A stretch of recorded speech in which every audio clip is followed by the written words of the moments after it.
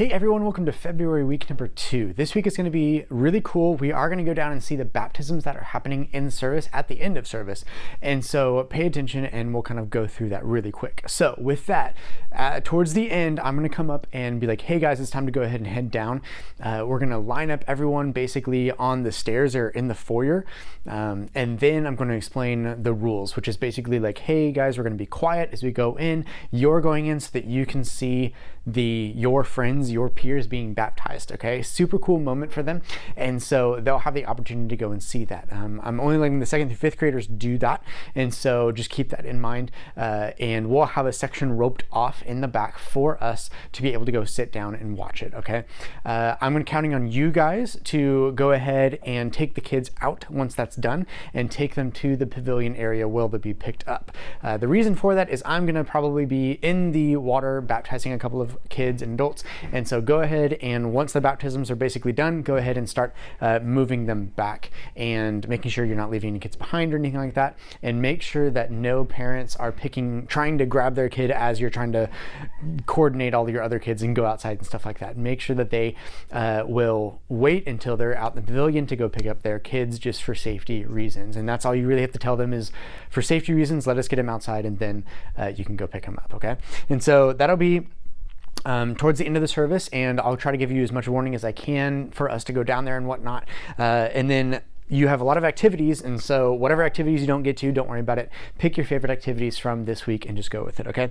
This week is the Ruth and Boaz story, and it's all about be kind to your family and friends, okay? Now, we do have a couple of things in here that are talking a lot about family. Remember that we do have some foster kids or kids that don't really have a family at the moment, so make sure that you also include the friends when you're talking about that. We have a couple activities where they write about their family or friends or whatever, and so kind of emphasize those friends if you have those kids that are a little sensitive to that, okay? This first activity, what you're going to do is go ahead and give these kids a series of the challenges that are written down on your piece of paper, and these challenges they're going to rate from 1 to 5. And so pick 5 and start out with that, and then you can reuse a couple of them and do maybe 4 or 5 rounds of this if you want to, okay?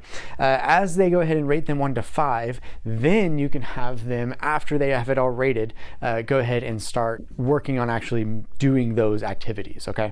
And so go ahead and have them do that as soon as they're done and see if they got the rating system down correctly.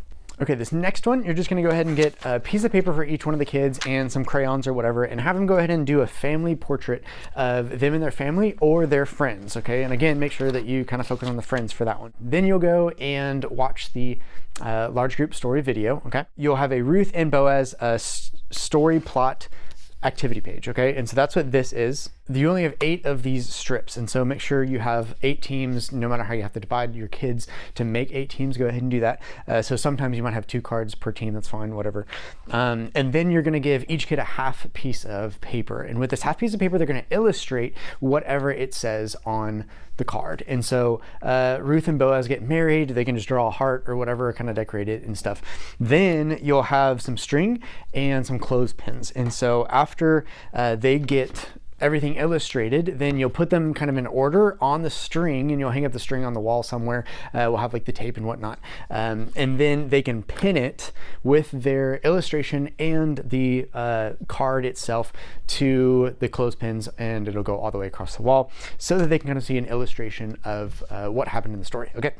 With that, go ahead and emphasize that neither Ruth or Boaz really had to show any kindness at all, but they showed kindness, and they chose to show kindness in the story today. And so just kind of pointing out that sometimes it's easier to be kind to strangers rather than like the people that we know really well. Sometimes it's a little bit harder to be kind to the people that we know really well, like our friends or family or whatever. And go ahead and ask them why, especially with those older kids, and see if you can kind of get their heads turning in that. Okay, and this next one's super easy. You're just gonna grab some strips of paper, and so the kids can get as many of these as they need, and then they're gonna write down a way and a person that they can show kindness to this coming week, okay? And so have them be specific as possible and go ahead and write those things down. Then you're gonna go ahead and use tape or a stapler to staple these things together and make a big chain out of it. Next, you're going to look up Colossians 3:12, which is the memory verse, okay? And then you're going to divide your group into 6 teams. And with these 6 teams, you can use these pieces of paper, which are spelled out with the verse, into 6 different pieces of paper. And then you will go ahead and have the team say the phrase in order, okay? And so in order the verse, obviously. And then while they're doing that though, they need to do some of the suggested actions that are on the piece of paper. So have everyone do clapping while they do their part of the verse, and then have everyone do snapping, and then jumping in place, and then marching, and so on and so forth. But it's just repetition of the verse itself to get it in their heads, okay? And then the next one, you'll give each kid a index card and a pencil or whatever, and they'll go ahead and write down the name of a family member or a friend that they want to do a better job of showing kindness to, okay? And then that's the prayer activity, so they can go ahead and pray over that during that time, and then take those home, of course, to remind themselves to pray for that person even during the week and to actually show kindness to them, okay? And that's it for this week. Thank you guys so much for all that you guys do. The word for this week is baptism, since we're seeing baptisms today anyway. Thank you guys. See you this weekend.